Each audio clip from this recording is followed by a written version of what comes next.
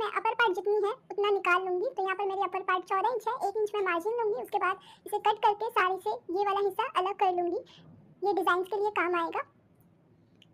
तो ये देखिए ये पार्ट हमारी अलग हो गई है। अब जैसे हम लोग अपर पार्ट की कटिंग करने के लिए फैब्रिक को 4 फोल्ड करते हैं, वैसे ही 4 फोल्ड कर लेंगे। तो ये हमारी अपर पार्ट 15 इंच की ही रहेंगी और इसकी जो चौड़ाई रखी है मैंने वो 11 इंच रखी है। अब मैं यहाँ पर अपर पार्ट के निशान लगा रही हूँ 15 इंच। उसके बाद इस निशान को इसके सीधा कर लेंगे। अब देखिए इसे कट करके पहले मैं अलग कर लेती हूँ। सेम ऐसे ही मैंने अस्तर को भी कट कर ली है और 4 फोल्ड में बिछाकर इसके ऊपर ही रख दिया है। अब हम लोग शोल्डर का निशान लगाएंगे 6.5 इंच और उतना ही आपको आर्महोल लेना है 6.5 इंच। के बाद यहाँ पर मैं बस्ट पॉइंट का निशान लगा रही हूँ 10 इंच पर और इस तरह से आपको स्केल से इस निशान को सीधा कर लेना है। ऊपर से भी आप नीचे मिला लें इस तरह से। यहाँ पर आपको चेस्ट का 4th पार्ट मार्क करना है, तो मैं 9 इंच पर मार्क कर रही हूँ और यहाँ पर वेस्ट का 4th पार्ट मार्क करना है। मेरी वेस्ट का 4th पार्ट 7 इंच है, बट यहाँ पर वेस्ट पे मैं डार्ट लगाने वाली हूँ, तो जिसके लिए मुझे 2 इंच मार्जिन चाहिए। तो 7 इंच और प्लस 2 इंच टोटल मैं 9 इंच पे निशान लगाऊंगी और इस तरह से स्केल से सीधा कर लूंगी। उसके बाद देखिए जो हमारी डार्ट लाइन रहेगी वो 3.5 इंच दूरी से रहेंगी और जितनी हमने बस्ट पॉइंट मार्क की है उतनी लंबी रहेंगी। अब दोनों लाइन से आपको आधा इंच दोनों तरफ मार्क करना है और इस तरह से आपको तिरछा बना लेना है। अब देखिए यहाँ पर आर्महोल 1 इंच ऊपर से उठाकर आप इस तरह से आर्महोल की शेप लगा दें और ये देखिए यहाँ पर हमारे पास 2-2 इंच मार्जिन एक्स्ट्रा है। नीचे से एजेस को हम लोग सीधा कट लेयर निकाल लेना है और जो हमारी मेन फैब्रिक है उससे भी एक लेयर हटा लेना है। उसके बाद इसके ऊपर रखेंगे और फ्रंट आर्महोल के लिए हम लोग आधा इंच अंदर करेंगे लाइन को और उसके बाद 1 इंच उठाकर जिस तरह से हम लोग शेप देते हैं वैसे शेप देकर आर्महोल को कट कर लेंगे। तो अब ये हमारी फ्रंट पार्ट हो गई है और ये बैक पार्ट हो गई है। अब इसके दोनों को मिलाकर हम लोग शोल्डर डाउन कर लेंगे आधा इंच और जहाँ पर हमारी डार्ट लगेगी वहाँ पर मैं एक कट्स लगा रही हूँ। अब हम लोग नेक बनाएंगे, तो इसके लिए फ्रंट पार्ट को ले लेना है, अस्तर को इस तरह से आपको खोल लेना है। उसके बाद सीधी तरफ से मतलब जिस तरफ हमारी मार्किंग नहीं है उस तरफ से मैं नेक लेंथ का निशान लगाऊंगी 6.5 इंच पर और नेक की जो विड्थ है वो 6 इंच है। अब मैं यहाँ से वी शेप ड्रॉ करूंगी और धीरे धीरे से इस शेप को नीचे लेफ्ट की तरफ लेके जा रही हूँ।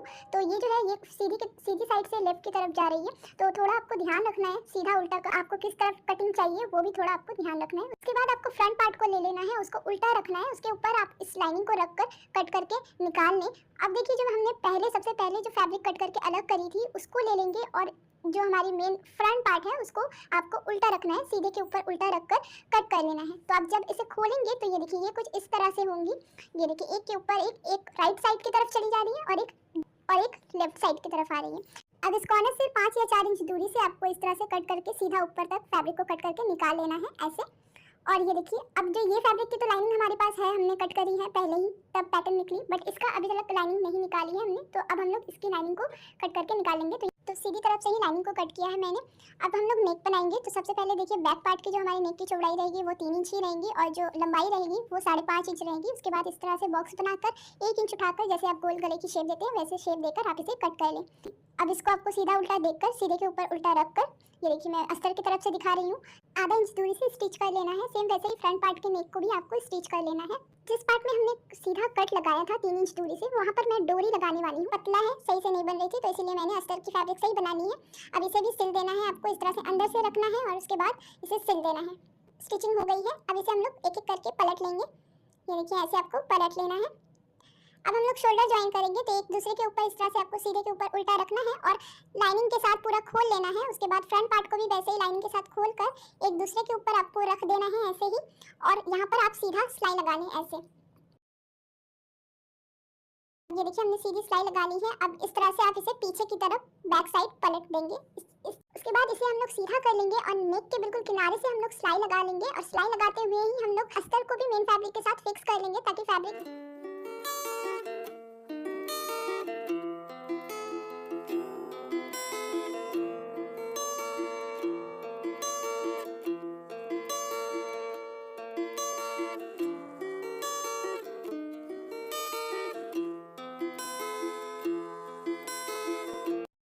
देखिए हमने नेक के किनारे पे पूरी में सिलाई लगा ली है और मैंने जितनी हमारी मार्किंग थी सबको मैंने डार्क कर लिया है अच्छे से अस्तर पे। अब हम लोग डार्ट लगाएंगे, तो डार्ट लगाने यहाँ पर जो एक नॉचेस है ये वाले यहाँ पर आपको डार्ट नहीं लगाना है, उसके बदले आप इस पे डार्ट लगाएंगे। तो यहाँ पर एक डार्ट लगेगी और बैक पे 2 डार्ट लगेगी। सिंपली आपको इस तरह से फोल्ड कर लेना है और आधा इंच सिलाई करते हुए बस पॉइंट से आपको निकाल लेना है, बिल्कुल किनारे से निकाल लेना है। ऐसे ही मैंने चारों तरफ डार्ट लगा ली है। अब हम लोग फिटिंग की सिलाई लगाएंगे। उससे पहले ये देखिए यहाँ पर एक डोरी है और दूसरी डोरी हम लोग बैक की तरफ लगाएंगे और इसे बंद करके यहाँ पर फिटिंग की सिलाई लगाना है। तो मैंने पहले इस तरह से आप आधा सिलाई लगा लें, उसके बाद डोरी को आपको इस तरह से बैक पार्ट के ऊपर रखना है और सिलाई चला देना है। सेम ऐसे ही दूसरी तरफ भी मैंने फिटिंग की सिलाई लगा ली है। तो हमारी अपर पार्ट रेडी हो गई है।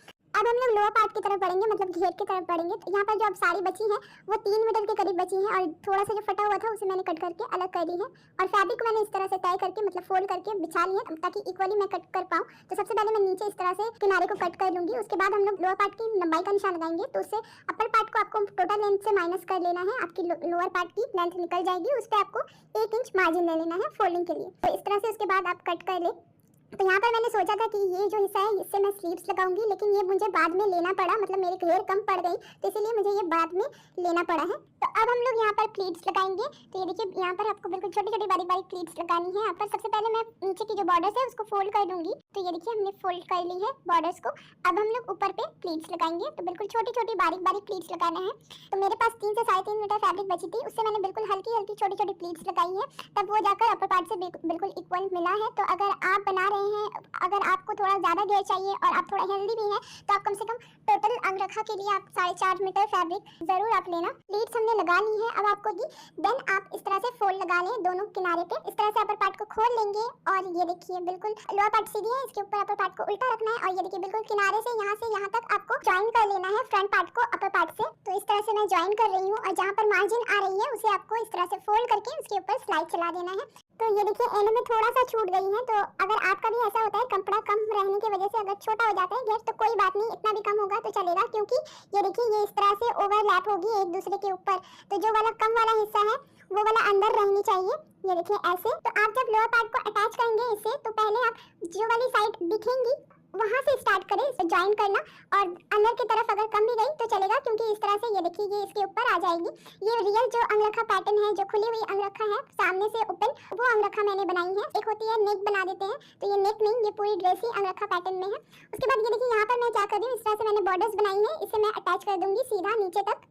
तो ये देखिए एक्स्ट्रा बॉर्डर्स को इस तरह से कट कर लेंगे। उसके बाद फोल्ड करके सेम सिलाई लगाते हुए ऊपर चले आएंगे हम लोग। हमारी अंगरखा रेडी हो गई है। अब हम लोग स्लीव्स की तरफ बढ़ेंगे। तो यही बस फैब्रिक बची है, यही हमारा सहारा है। तो इससे बस हाफ स्लीव्स ही बन सकता है। तो इसे मैं इस तरह से फोल्ड कर लूंगी और 11 इंच लंबाई लेकर फैब्रिक कट करके निकाल लेना है इस तरह से।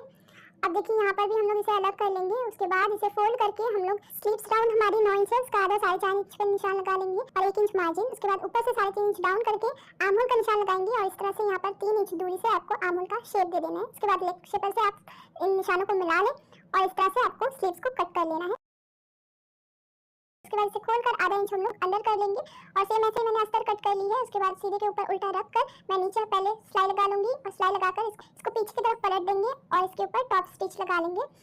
अब देखिए इसके चारों किनारे को हम लोग फिक्स कर लेंगे अस्तर के साथ। तो यहाँ पर मैं फिर से मार्क कर रही हूँ और उसके बाद मार्क करने के बाद हम लोग फिटिंग की सिलाई लगाकर इसे हम लोग पलट लेंगे ऐसे। अब आपको कुर्ती को ले लेना है और ये देखिए दोनों ही साइड ऊपर वाली तरफ आधा इंच अंदर है, मतलब ये इसी हैंड की स्लीव्स है, मतलब ये इसी आर्म होल की स्लीव्स है। उसके बाद आप इसे इस तरह से पहनाकर पूरे आर्म होल में सिलाई लगा लें। ये देखिए हमारी स्लीव्स अटैच हो चुकी है, अंगरखा है वो रेडी हो गई है। मैंने इस तरह से लटकन भी बना ली है डोरी पे। फाइनल लुक इसका कुछ इस तरह से आएगा। ये देखिए ये पूरी खुली हुई रहेगी। उसके बाद इसे आपको ऐसे रैप करके टाई कर लेना है। मैं ये नहीं पहनी क्योंकि इसका कलर बहुत चिक चिक कर रहा है, मुझे पसंद नहीं है ऐसे, फिर भी मैं यहाँ पे पिक्चर